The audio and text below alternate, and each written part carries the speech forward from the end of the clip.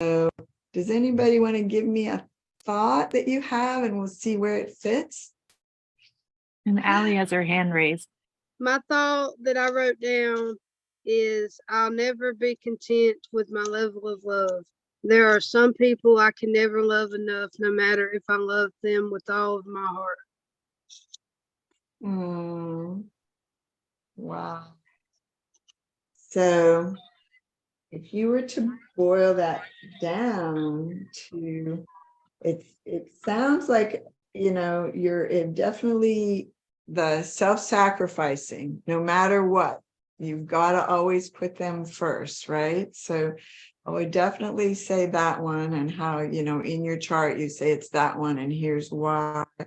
And you're also in time, you're projecting into the future. You're like, wow, I never get to be enough.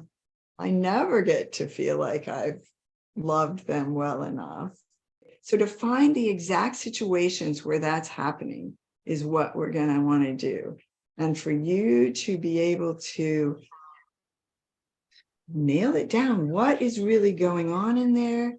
I need to blank because blank, and start to find where in childhood, even not to do analysis, but to nail a situation in childhood where you came to believe that, okay, this is survival when you're a child.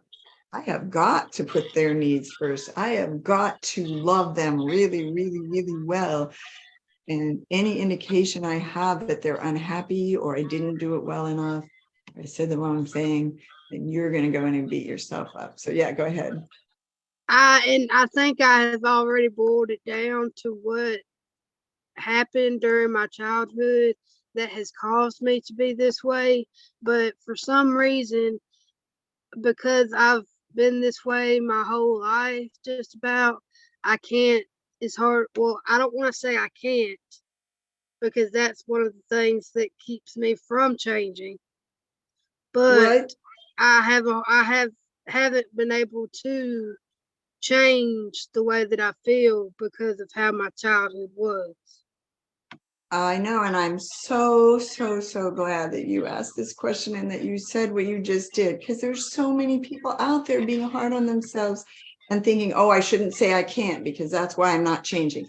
There's so much out there. In some ways, the law of attraction stuff has been helpful, but the ways I've worked with people that are actually traumatized and feel like, no, the reason you can't is you didn't know how. I mean, I was expert at all this kind of stuff, but until I really understood these simple principles that I'm going to teach you about how to turn the thoughts around, the thought is believing it's saving you.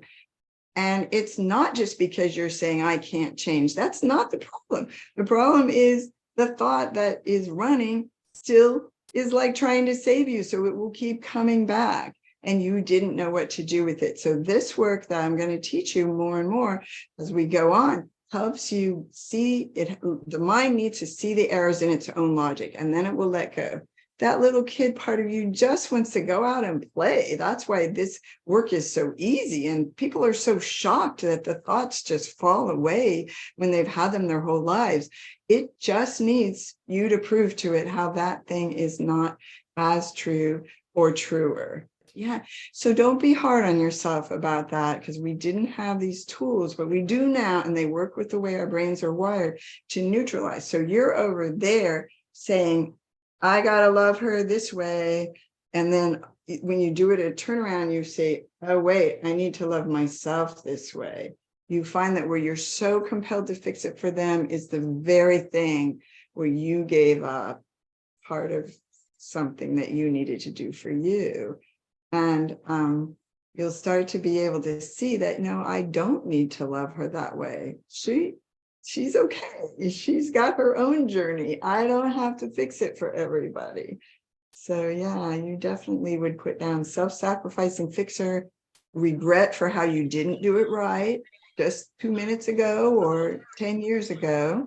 And that's where we'll work on that on Thursday, the Wheel of Self-Love, where you really see how to find your own innocence, forgive yourself, move into action, face your fears.